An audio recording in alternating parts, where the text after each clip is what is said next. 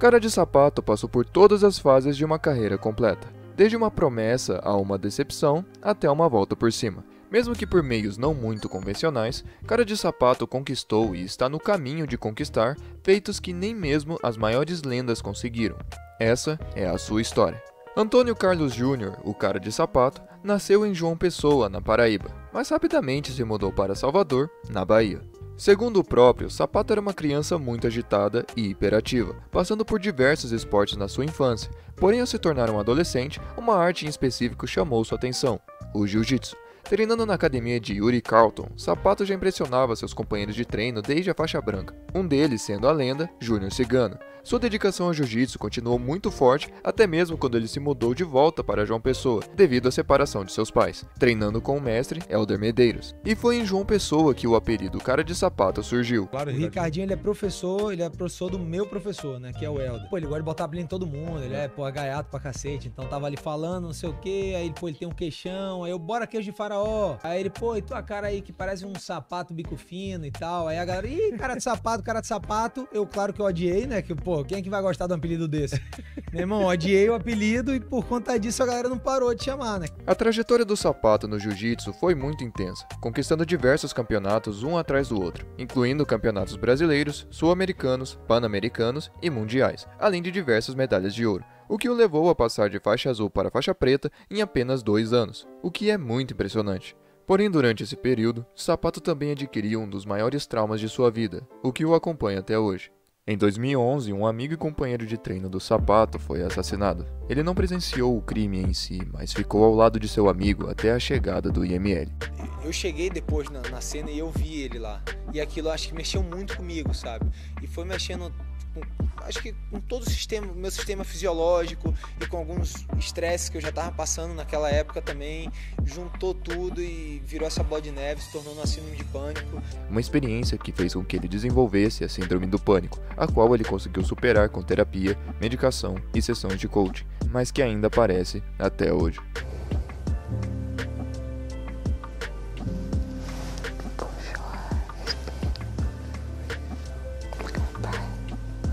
Com toda essa experiência no jiu-jitsu, Sapato se tornou uma referência a ponto de começar a dar seminários na Austrália. Nesse período, seu velho amigo Cigano visitou a Austrália também por conta de um evento do UFC, e após muita conversa, Cigano conseguiu convencer o Sapato a voltar para Salvador e começar no MMA.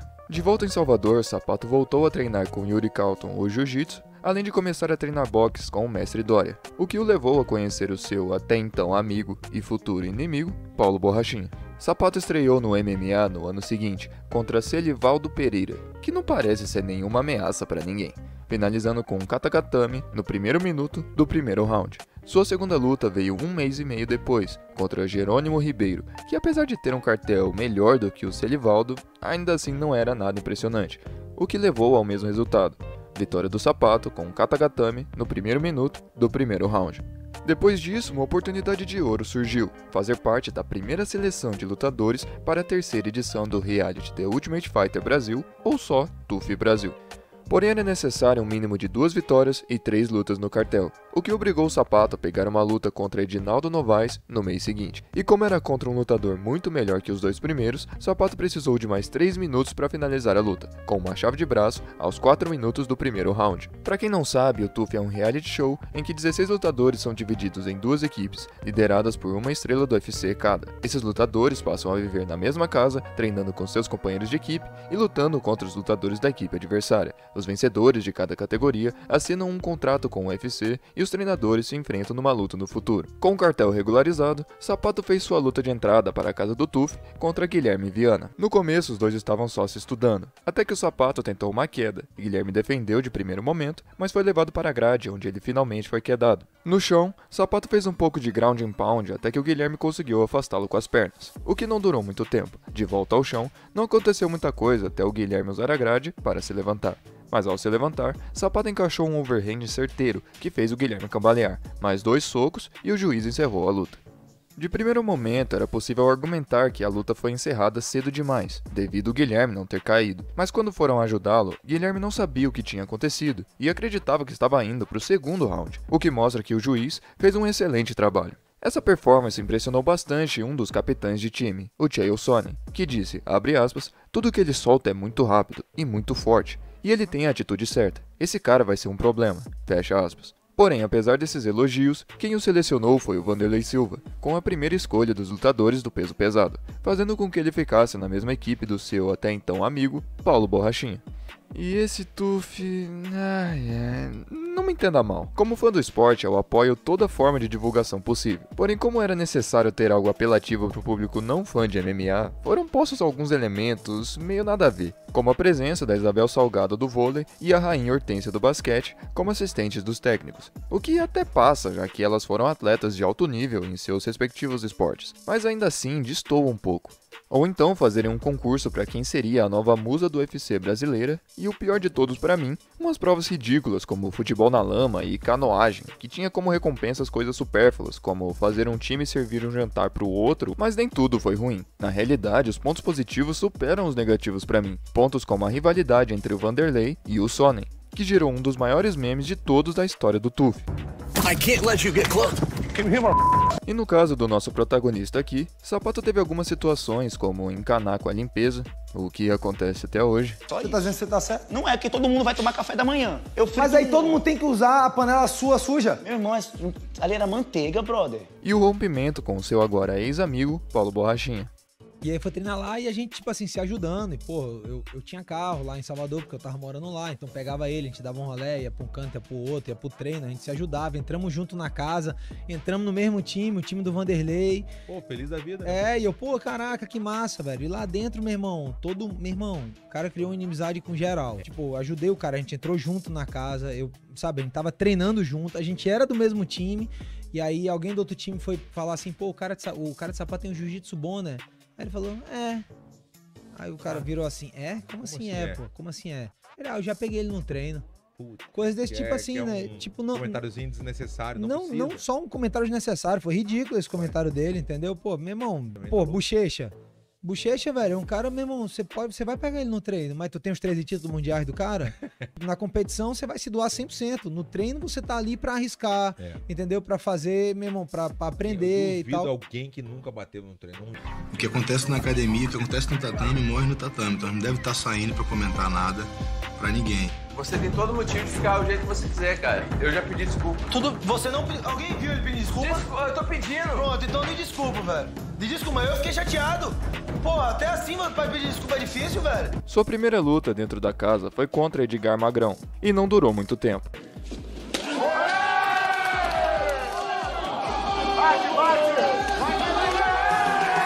Se alguém duvidava, agora tinha certeza. Nas semifinais, Sapato enfrentou o Pezão.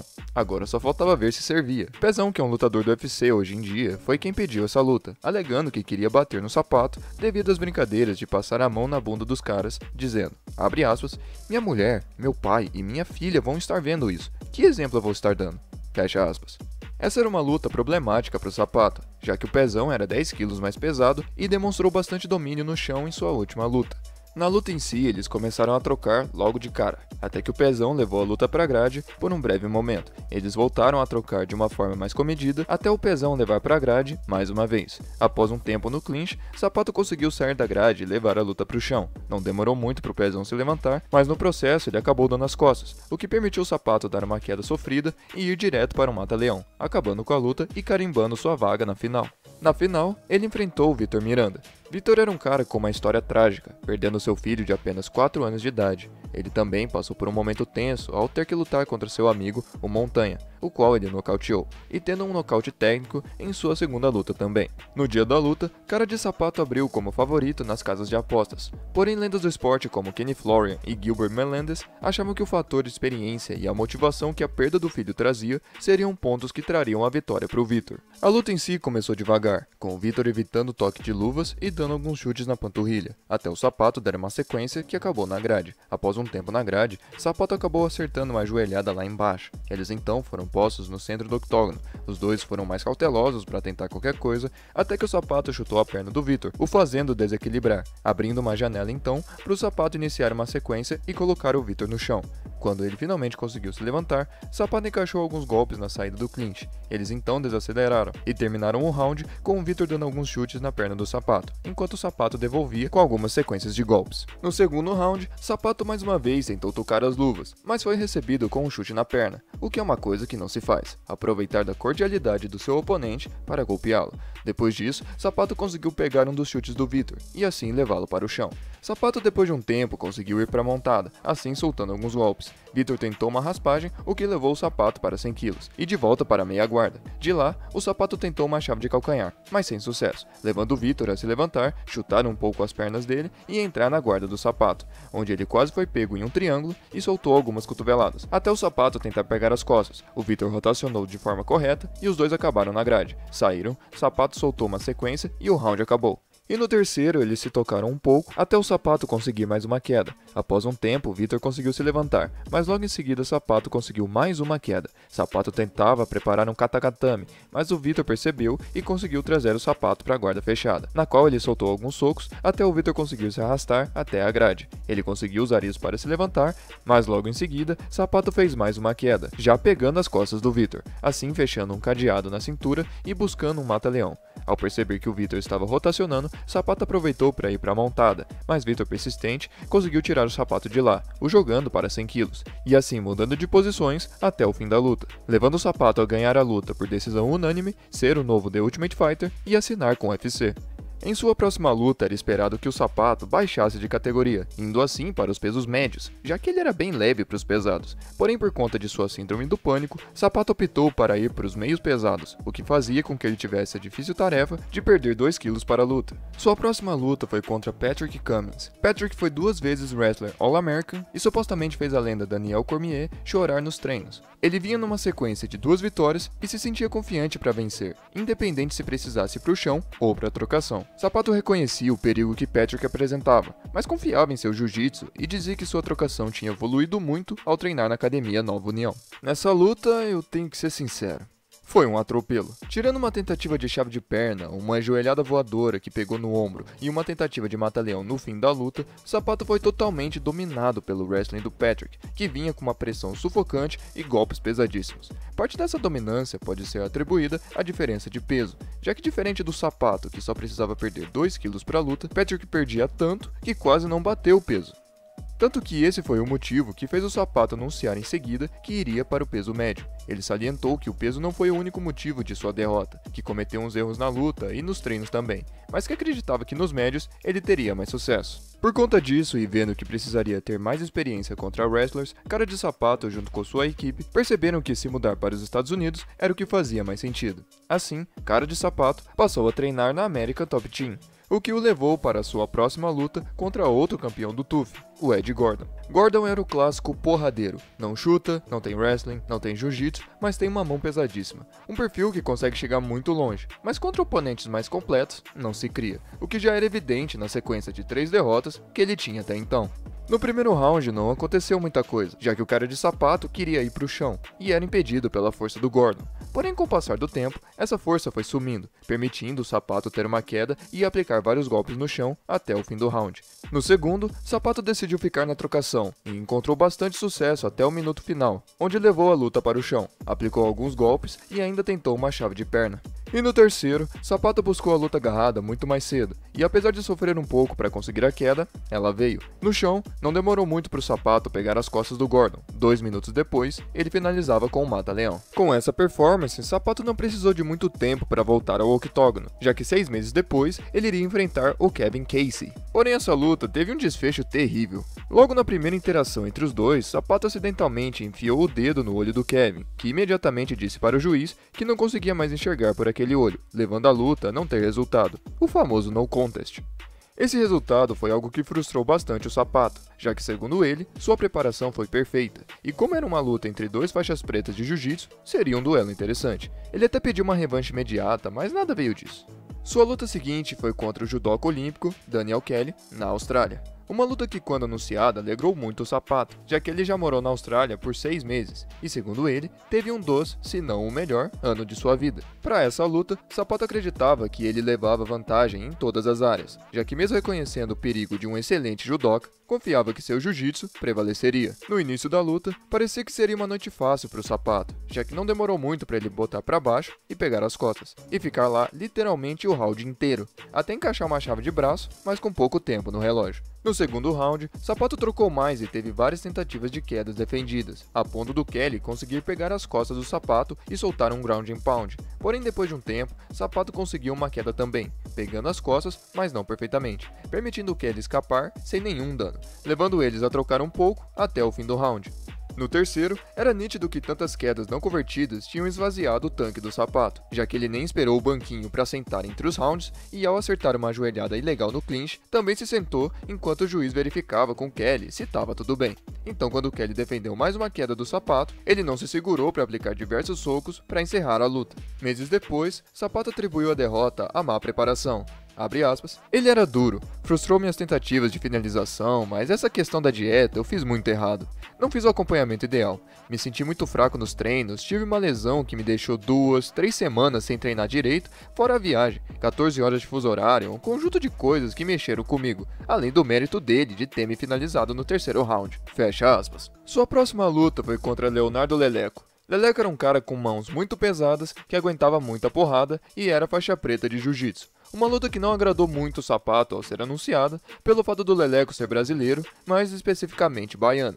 Porém, esse receio de sair na mão foi apagado no dia da pesagem, em que o Leleco apareceu usando a máscara do filme Pânico, dando uma provocada na síndrome do Sapato. Na luta em si, o primeiro round não teve nada de muito relevante, a não ser por uma joelhada ilegal que o Sapato aplicou, o que lhe custou 1 ponto, e a pressão do Sapato na grade, que tirou um gás do Leleco. No segundo, Sapato controlou a luta no chão, trabalhando bastante o ground and pound, a não ser pelos segundos finais, quando o Leleco tentou uma guilhotina. E no terceiro, Sapato buscou a luta agarrada, em que o Leleco tentou uma guilhotina mais uma vez. Porém, por conta de estar na meia guarda, não demorou muito para ele escapar ao tentar se levantar. Depois disso, Leleco levantava e o Sapato derrubava. Isso se repetiu algumas vezes até o Sapato conseguir pegar as costas do Leleco até encaixar um mata-leão. Sua próxima luta foi contra Marvin Vettori. Vettori é um nome muito mais reconhecível entre os outros adversários do Sapato, já que ele já lutou contra o ex-campeão dos médios, Israel Adesanya, uma delas valendo o título. Porém, contra o Sapato, era só sua segunda luta dentro do UFC.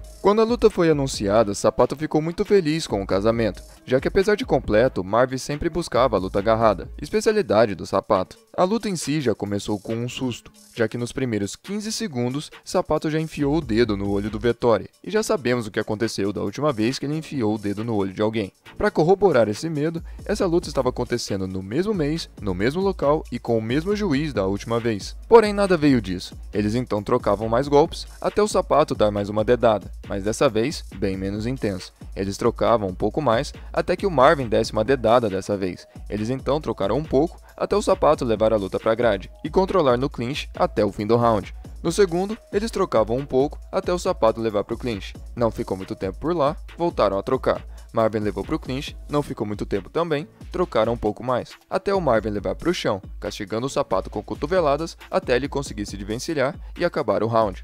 E no terceiro, sentindo que a luta estava empatada, eles vieram um pouco mais agressivos na trocação, até o Sapato levar para a grade, e depois de um tempo, para o chão. Ele tentou uma finalização, o que abriu espaço para o Marvin se levantar, mas ainda ficar contra a grade, até que ele conseguiu se afastar. Eles então quase não soltaram golpe nenhum, até o Sapato levar para a grade novamente, conseguir uma queda e terminar numa tentativa de guilhotina, o que o levou a uma vitória por decisão unânime e iniciou sua primeira sequência de vitórias dentro do UFC. Em sua próxima luta, Sapato enfrentou Eric Splice. Sapato sentia que era o melhor lutador desse confronto, já que Eric também é do jiu-jitsu, e sabemos o nível do jiu do Sapato, além de sentir que Eric não ficava tão confortável para trocar em pé. Apesar de reconhecer os perigos de seu adversário, já que o Eric finalizou o Thiago Marreta, ele via uma vitória na certa. No primeiro round, os dois ficaram se estudando até o Eric colocar o Sapato para baixo. Sapato logo em seguida já largou umas cotoveladas e buscou uma chave de perna. Porém, o Eric usou isso para tentar a mesma finalização, o que levou a uma posição em que ninguém conseguia fazer muita coisa além de uns socos esporádicos. Isso durou até o minuto final, quando eles se levantaram. porém o Sapato buscou a queda logo em seguida, conseguindo pegar as costas direto. Quase pegou no mata-leão, mas o round acabou.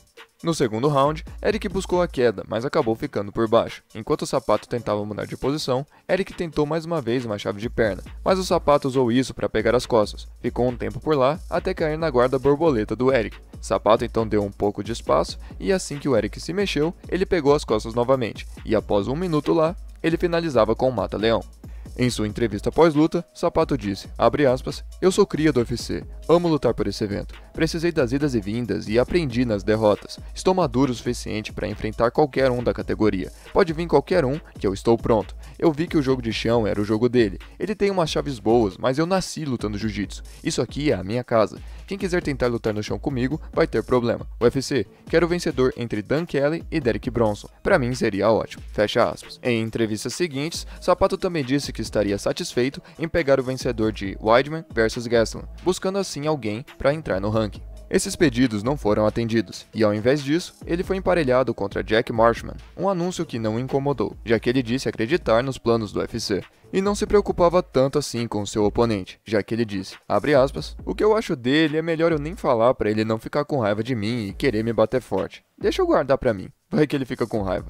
Ele é um boxer muito valente, vai pra frente, busca a luta e acho que isso abre muita brecha para ser nocauteado e para eu pegar e levar pro chão. Quero representar minha arte, o jiu-jitsu brasileiro. Como bom brasileiro, vou representar e quero finalizar ainda no primeiro round. Venho de 3 vitórias, sendo 2 finalizações, e quero embarcar a próxima com outra finalização. Fecha aspas. Na luta em si, os dois começaram soltando vários golpes, porém com a grande maioria passando no vazio, até que o Sapato acertou uma combinação, o deixando confortável para ir para cima. Jack conseguiu pegar um dos chutes do Sapato, mas ele usou isso para ir para a grade, e em seguida para o chão. Jack então tentava segurar o Sapato o máximo possível, não dando muita abertura para fazer qualquer coisa, algumas cotoveladas aqui e ali, até que ele conseguiu ir para a montada. Após um tempo lá, Jack tentou escapar e acabou entregando as costas, e aí, você já sabe, mais um pescoço para a coleção. Depois disso, o Sapato deu uma breve pausa na carreira para casar com a sua namorada, Monize Alves. O casamento só durou 1 ano e nem é tão relevante assim.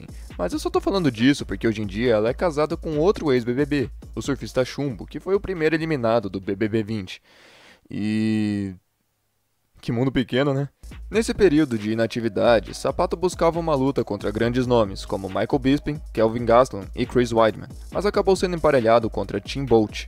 O Tim era um cara já experiente, um excelente wrestling com mãos pesadíssimas. Realmente não seria a luta mais fácil para o Sapato, já que o último cara com esse perfil que ele enfrentou foi o Patrick Cummins, que resultou numa derrota, apesar de ter sido na categoria de cima. No início da luta, Sapato começou bem confortável na trocação, com mais momentos bons do que ruins, até tentar uma queda que acabou indo para a grade por um bom tempo, até ele finalmente conseguir quedar. Ele então foi para as costas e começou com um ground and pound, que não demorou muito para evoluir para mais um mata-leão. Essa vitória fez com que o Sapato finalmente entrasse no top 15 do ranking do UFC, e mais uma vez, ele pediu a luta contra o Weidman. Esse desejo novamente não foi atendido, porém um grande nome veio no lugar. No caso, o Derek Bronson. Infelizmente, essa luta não veio acontecer, devido a uma lesão no olho do Derek, mas que curiosamente estava 100% depois de 2 meses para enfrentar o desafiante ao título na época e futuro ex-campeão, Israel Adesanya. Sapato ficou muito chateado com isso a ponto de chamar o Derek de frouxo. Abre aspas, pra mim o que aconteceu e o que ficou claro é que o Derek Bronson é um frouxo.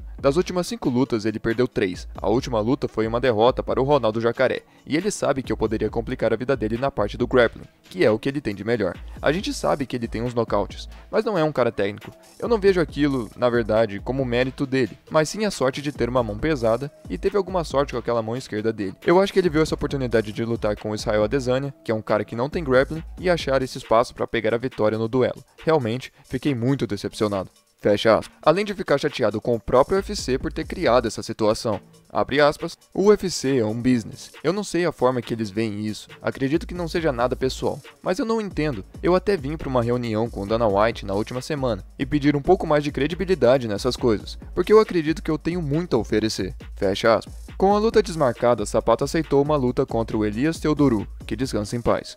Porém, essa luta também não aconteceu, já que dessa vez foi o Sapato que se machucou. Porém, diferente do Derek Bronson, Sapato concordou em remarcar a luta no Canadá, que era a casa do Elias. Porém, mais uma vez, a luta foi cancelada, de forma definitiva dessa vez, já que o Sapato rompeu o tendão do peito, assim necessitando de cirurgia e no mínimo 6 meses de repouso. Depois desse período de inatividade, Sapato pediu um lutador em específico, Paulo Borrachinha. Os dois se encontravam em situações semelhantes. Eram os dois únicos lutadores ranqueados que estavam sem luta marcada e sem lesões, o que fazia o casamento fazer sentido, principalmente se lembrarmos da história dos dois. Porém, o Borrachinha recusou essa luta, dizendo que o Sapato era um lutador ruim e limitado, que não empolga, além de compará-lo com o campeão do TUF Brasil 1, César Mutante, que tinha um estilo parecido com o Sapato. Chegou com muita expectativa no UFC, mas não teve a melhor carreira dentro do octógono. Sapato então respondeu a esse depoimento, dando uma alfinetada em uma suspeita de doping que o Borrachinha passava, mas que não se confirmou. E outra coisa que não se confirmou foi a luta entre os dois, já que não demorou muito para anunciarem uma luta contra o Jan Heinisch, que a partir de agora eu vou chamar de Jan Heinisch. Apesar de ser um adversário de fora do ranking, Sapato aceitou essa luta devido ao desejo de voltar a lutar depois de tanto tempo parado. Heinisch era o mesmo esquema que já vimos antes, bom wrestler com mãos pesadas. Na luta em si, não demorou muito para os dois se agarrarem, e o Sapato colocar o Heinisch para baixo. Eles ficaram lá por um bom tempo, com o Sapato por cima, até o Heinisch conseguir se levantar, onde eles ficaram bastante tempo, um tentando escapar com cambalhotas e o outro tentando a queda e pegar as costas, até que o Sapato conseguiu botar para baixo novamente e pegar as costas, tentando um mata-leão, depois uma guilhotina, mas que não funcionou, levando o fim do round. No segundo, eles aceitaram ficar mais na trocação, sem favoritismo para nenhum dos dois, até uma cabeçada acidental do Heinisch que incomodou o Sapato, mas como o juiz não viu, a luta continuou normalmente. Heinisch então veio mais agressivo, o que deu espaço para o Sapato tentar uma queda, que acabou com ele controlando o Heinisch na grade. O Sapato tentou mais uma queda, mas foi impedido porque o Heinisch segurou na grade, o que trouxe apenas um aviso leve do juiz, o que eu particularmente achei muito pouco. Mas mesmo assim o Sapato tentou e conseguiu mais uma queda, porém o Heinisch conseguiu reverter e ficar por cima, soltando um ground and pound não muito efetivo, que foi crescendo com o passar do tempo, e assim terminando o round por cima. E no terceiro eles começaram trocando, com momentos bons para os dois, até uma joelhada ilegal por parte do Sapato. Quando a luta voltou, Heinisch acertou uma rasteira marota, levando o Sapato para o chão. Ficaram lá por pouco tempo, até o Sapato se levantar e receber uma joelhada no peito, o que foi o suficiente para ele cair, mas usar isso para buscar mais uma queda, a qual ele não conseguiu, assim tentando pegar as costas no clinch. Porém, por conta do suor, Sapato acabou escorregando, fazendo o Heinisch ficar por cima no chão, soltando um pouco de ground and pound, até o Sapato conseguir fazer uma raspagem. Porém, o Heinisch se levantou e imediatamente conseguiu uma queda, a qual o Sapato conseguiu se desvencilhar, mas acabou escorregando novamente, fazendo o Heinisch ficar por cima e terminar o round batendo, assim garantindo a vitória. Sapato atribuiu parte da derrota a esse período de inatividade devido à cirurgia. Abre aspas, acho que contou muito esse longo tempo que fiquei afastado por causa da minha última lesão. Foi difícil, fiquei bastante tempo sem treinar por conta da cirurgia e, consequentemente, sem lutar. Foi 1 ano e 2 meses sem lutar. Então, não tem jeito. A gente acaba sentindo o ritmo, fecha aspas. Porém, não demorou muito para marcarem a próxima luta, e dessa vez com um nome bem mais interessante, Uriah Hall. Hall também participou do TUF e é o dono do melhor nocaute da história do programa. Uma luta muito interessante por ser o clássico Striker vs Grappler, luta em pé contra a luta agarrada. Na luta em si, Hall encontrou rapidamente a distância com seus jabs, o que permitiu acertar um direto poderoso que quebrou o nariz do Sapato. Por conta disso, Sapato tentou uma queda que acabou indo para a grade, mas que ao tentar quedar mais uma vez, ele conseguiu pegar as costas do Hall, onde não aconteceu nada por 1 minuto e meio até que o Hall conseguiu se soltar. De volta à trocação, Hall mostrava que era bem superior nesse quesito, acertando vários jabs e diretos, até que o Sapato acertou um direto também, pressionando o Hall contra a grade, assim conseguindo uma queda, acertando alguns poucos golpes no chão, acabando o round. No segundo round, Hall acertou alguns diretos, Sapato tentou a queda, Hall acertou mais diretos, Sapato levou para a grade, onde ele buscava melhorar a sua pegada para colocar para baixo, mas era impedido pelo Hall, que acabou conseguindo se soltar. Ele imediatamente acertou um jab direto, derrubando o Sapato. Hall então tentou trabalhar no ground and pound, enquanto o Sapato buscava finalizações. Vendo que tinha mais vantagens em pé, Hall permitiu o Sapato se levantar, mas o Sapato buscou imediatamente a queda, levando a luta novamente para a grade, onde ele acertou alguns golpes e uma breve queda, mas que o Hall conseguiu escapar novamente, assim terminando o round com os dois acertando alguns golpes. E no terceiro, Hall tentava vários golpes, até que ele conseguiu levar a luta para o chão, já mochilado, aonde ele passou o round inteiro tentando encaixar um mata-leão, porém defendido perfeitamente pelo Hall, fazendo a luta ir para a decisão. Na decisão dos juízes, 2 viram vitória do Hall, e apenas um viu a vitória do Sapato. Um resultado que deixou ambos os lutadores surpresos. Um resultado questionável, porém definitivo. Até hoje o Sapato diz ter ganhado aquela luta, e eu até entendo o raciocínio dele, até porque eu tive a mesma sensação na primeira vez que eu vi a luta, mas ao ver novamente, vi vitória do Hall. Digo isso porque era nítido que o segundo round foi do Hall e o terceiro foi do Sapato, mas o primeiro vai de cada um. Claro que o Sapato teve bastante tempo de controle na luta agarrada, porém quando lembramos que dano é o mais importante na pontuação, quebrar o nariz do seu oponente vale bastante. Uma atuação sofrida e que não veio livre de críticas, já que um campeão mundial de jiu-jitsu não conseguiu finalizar um faixa azul mesmo estando nas costas dele por 5 minutos, além de marcar a primeira vez que o Sapato entrou em uma sequência de derrotas, algo que trouxe zoação de um velho inimigo, Paulo Borrachinha, que em seu Twitter escreveu, abre aspas, hahaha, novo mutante 2.0, o RH lhe aguarda, fecha aspas. E em seu Instagram lançou uma enquete que dizia, abre aspas, valendo o emprego, o que vocês acham? Mutante 2.0 contra Mutante original, fecha aspas. Sapato respondeu essas provocações, dizendo, abre aspas, eu acho o Borrachinha um cara sem caráter, sem personalidade, está querendo imitar o Conor McGregor, falar, se promover. Isso não é a minha. Depois da minha segunda derrota, o cara vem falar de mim, botar post falando mal de mim. Ele deve gostar de mim. O cara está na boca do cinturão e vem falar de mim? Deve querer ser eu, só pode. Ele está vivendo o momento dele, quer aproveitar ao máximo porque sabe que não tem capacidade de manter essa trajetória, fecha aspas. Sapato queria lutar o mais rápido possível, para esquecer dessa situação. Ele foi oferecido uma luta no UFC São Paulo, em cima da hora, mas sentia que precisava de mais tempo de preparação, devido à situação complicada em que se encontrava. Essa paciência trouxe um bom resultado, já que marcaram uma luta contra o Brad Tavares, outro striker e um dos maiores porteiros do UFC. Tudo ia bem, até o Tavares anunciar que teve uma lesão no joelho e estava fora da luta. Um substituto foi prontamente encontrado e seu nome era Mahmoud Muradov, um kickboxer e atleta de combate sambo. Sapato lamentou que era um adversário de fora do ranking, mas achava que seria uma luta boa para ele. Abre aspas, foi uma surpresa, não imaginava essa mudança de adversário, mas o UFC me deu um cara que o jogo dele casa bastante com o meu, se mexe muito como eu, mas tem pouca experiência no UFC, só com 2 lutas, e nada que me surpreende, infelizmente não está no ranking, mas faz parte do jogo, fecha aspas. Porém nada disso importa, já que 3 dias após essa declaração, o Mahmoud usou seu Instagram para avisar que a luta tinha caído, devido a uma lesão do cara de sapato. Abre aspas, olá a todos, me desculpem, mas tenho más notícias para vocês. Minha luta no Brasil contra o Antônio Carlos Jr. não acontecerá. Meu adversário lesionou-se e não terá condições de se apresentar para lutar. Isso, assim como várias outras coisas desagradáveis, simplesmente fazem parte do esporte. Eu apenas gostaria de desejar a ele uma rápida recuperação. Espero que a nossa luta aconteça no futuro. Por consequência, eu não estarei no UFC Brasília. Mas não tem problema, vamos continuar a trabalhar cada vez mais forte, fecha aspas. Essa lesão foi um rompimento do ligamento cruzado do joelho, que necessita de 6 a 8 meses de recuperação. Devido a esse tempo de repouso, juntando com a grande estrela de 2020, Sapato usou esse período fora do cage para abrir a sua academia, uma filial da American Top Team, a ATT Delray Beach. Voltando às lutas, Sapato se colocou à disposição de encarar o Anthony Smith quando houveram boatos que ele voltaria para o peso médio, o que não aconteceu. Sendo assim, um antigo nome foi resgatado, Brad Tavares, para o início de 2021, fazendo o Sapato ficar um ano inteiro sem lutar.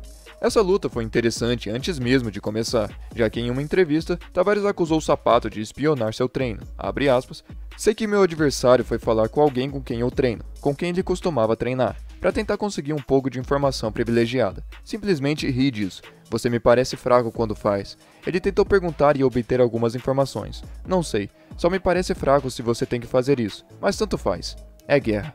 Fecha aspas. Sapato respondeu que não fez isso, já que o Tavares já demonstrou como ele luta nas diversas lutas que ele teve, o que já era o suficiente para estudá-lo, mas que não via nada de errado em colher informações com ex-companheiros de treino. Abre aspas, não sei de onde ele tirou ou quem inventou isso, porque não liguei pra ninguém pra perguntar sobre isso. As lutas dele estão aí, e estudei tudo. Isso daí faz parte do camp de treino. Estudar, saber o ponto forte, as brechas. Se eu tivesse até um amigo que tivesse treinado com ele, até poderia. Nunca com alguém que está com ele agora pra colocá-lo em uma situação dessas. Fecha aspas. Independente de qualquer coisa, a luta dessa vez aconteceu, e o resultado não foi dos melhores. A história da luta inteira foi o Tavares acertando mais em pé, enquanto o Sapato controlava um pouco no clinch. Um controle que foi caindo a cada round, levando à 3ª derrota consecutiva do Sapato e, por consequência, sua demissão do UFC. Uma situação que foi prevista pelo próprio Borrachinha, que diferente de fazer uma zoeira, foi ao seu canal do YouTube e, de forma muito respeitosa, lamentou essa situação. Eu acho que o Caio do Sapato será demitido também por conta da política do UFC, né? De vir de várias derrotas consecutivas, de não estar no ranking, né? E com esse fator do UFC de cortar alguns atletas, acho que ele não resiste, acho que vai. Essa notícia foi um choque para o Sapato, que acreditava que teria mais uma oportunidade de mostrar serviço, e salientou que talvez a própria personalidade dele pode ter sido um fator para a demissão. Abre aspas. Eu esperava mais uma chance sim, até porque eu tinha mais uma luta no contrato, mas o UFC preferiu me dispensar, então faz parte. Já foi bom pro UFC em algum momento, e pelo jeito, agora já não faço mais parte dos planos deles. E aí optaram por isso. Parece que o UFC, de certa forma, coloca uma pressão para você ser mais que um lutador. Você tem que ser ator, agir de outras formas fora do octógono, e eu não tenho esse perfil. Fecha aspas. Com tudo isso acontecendo, as demissões, as lesões, as possíveis injustiças, faz com que a desistência se torne uma opção justificável. Algo que pesou bastante na mente do Sapato. Porém, a definição de loucura é fazer a mesma coisa repetidas vezes, esperando um resultado diferente. Então, uma mudança era necessária.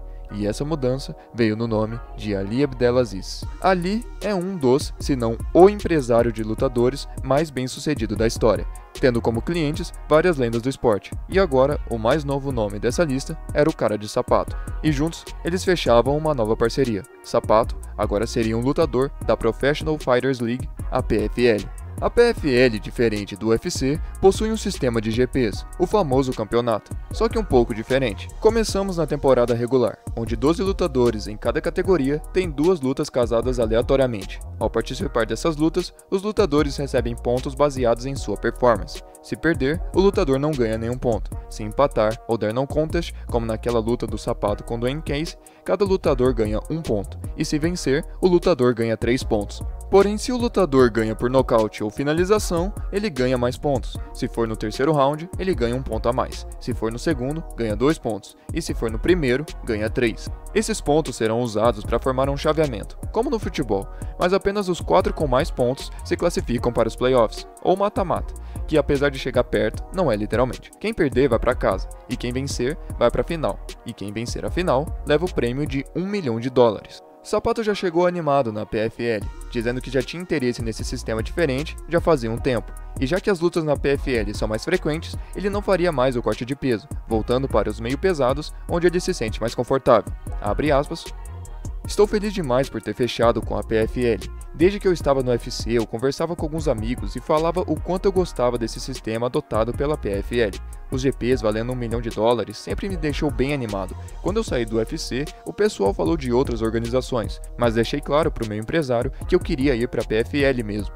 Ele disse que só teria como se eu lutasse de meio pesado, e respondi que era isso mesmo que eu queria. Chega de dieta, agora quero é ser feliz. Estou muito animado com essa nova fase, é um novo começo. Quero treinar e chegar bem para estrear com o pé direito. Fecha aspas. Sua primeira luta foi contra Tom Lawlor, um wrestler que também fez parte do UFC.